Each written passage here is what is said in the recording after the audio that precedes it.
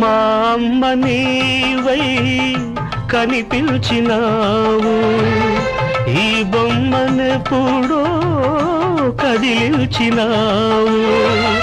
నిన్ను చూడగానే పొంగింది రక్తం, కనుచూపులోనే మెరిసింది పాశం.